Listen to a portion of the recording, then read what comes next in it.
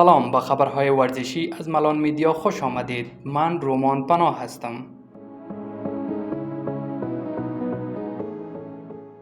الحاج مولوی عبدالحدود حقانی رئیس کمیته ملی المپیک و ورزش‌های همگانی با عبدالله مایار نورستانی رئیس فدراسیون هاکی و بازیکنان تیم ملی دیدار و در خصوص هر دو آماده سازی فعلی با آنها گفتگو کرد.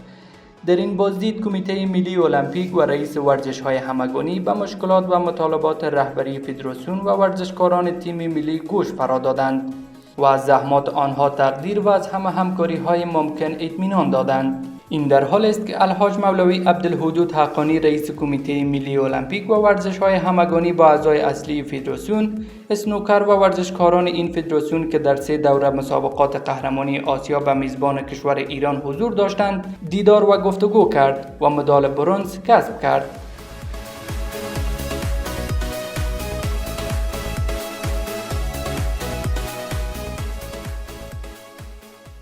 به منظور ترویج احیا، توسعه و جمع‌آوری آمار بازی‌های منطقوی و سنتی ولایت ننگرهار، بازی‌های محلی در ولسوالی بهسود برگزار شد. در جریان این بازی‌ها هیئت ریاست عمومی تربیت بدنی و ورزش به ریاست سید رسول افغانی مشاور حقوقی این ریاست مرکب از جان علم حسنی عضو کمیسیون حل مشکلات، وحیدالله سایل عضو مشورتی هیئت مدیره، فاروق الماس عضو کمیسیون حقوقی، دکتر منیرالدین خالد مسئول امور ورزش ریاست تربیت بدنی و ورزش ولایت ننگرهار و شماره از مقامات دیگر حضور داشتند.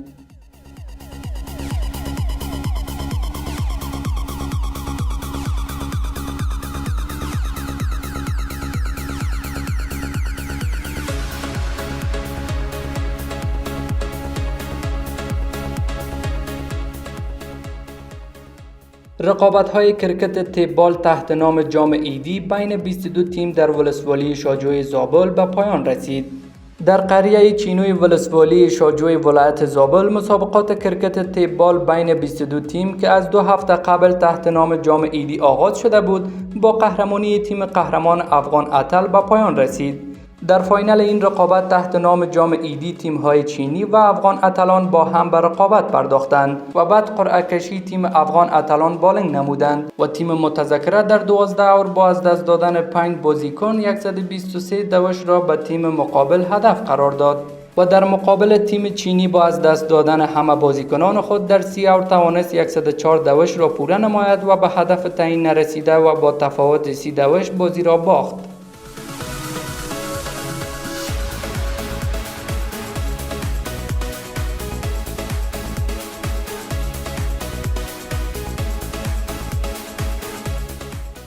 سمینار آموزشی 3 روز از سوی هیئت نظامی ریاست عمومی تربیت بدنی و ورزش در ولایت ننگرهار برای 30 تن از مسئولین ورزشی ولایت‌های لغمان، کنر، نورستان و ننگرهار آغاز شد.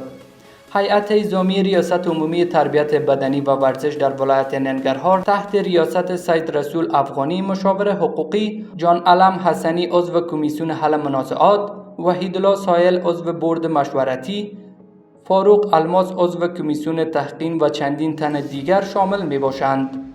طی سفر چند روزه که به ولایت ننگرهار دارند، سمینار 3 روزه را برای شاملین دایل نمودند.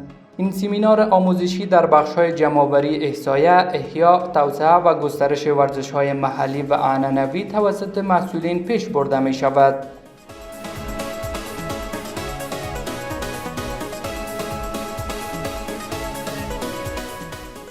رقابت‌های کیوان کیک بوکسینگ در هرات تحت نام جام دوستی به پایان رسید.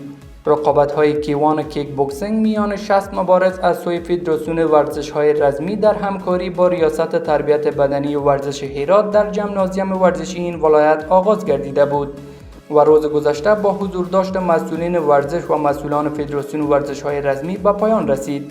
هدف از راه اندازی این مسابقات تشویق جوانان به ورزش‌های رزمی و رشد ورزش کیوان کیک بوکسینگ بوده است. در اخیر برای بهترین فایتر تحایف که در نظر گرفته شده بود توضیح گردید.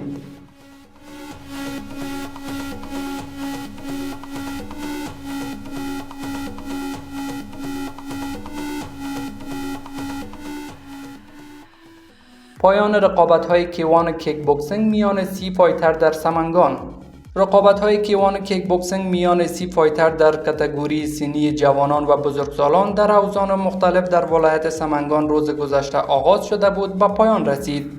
هدف از راه اندازی این مسابقات تشویق جوانان به ورزش و رشد این ورزش در ولایت سمنگان بوده است.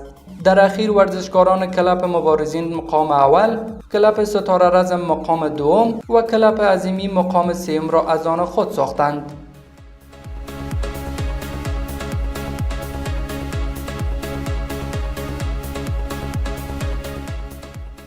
با گزارش خبرگزاری فارس، مهدی تارمی ستاره ملی کشورمان و عضو باشگاه پورتو این روزها به سوژه اصلی اخبار نقل و انتقالات فوتبال اروپا تبدیل شد و چندین باشگاه مطرح به دنبال جذب مهاجم پرسپولیس هستند.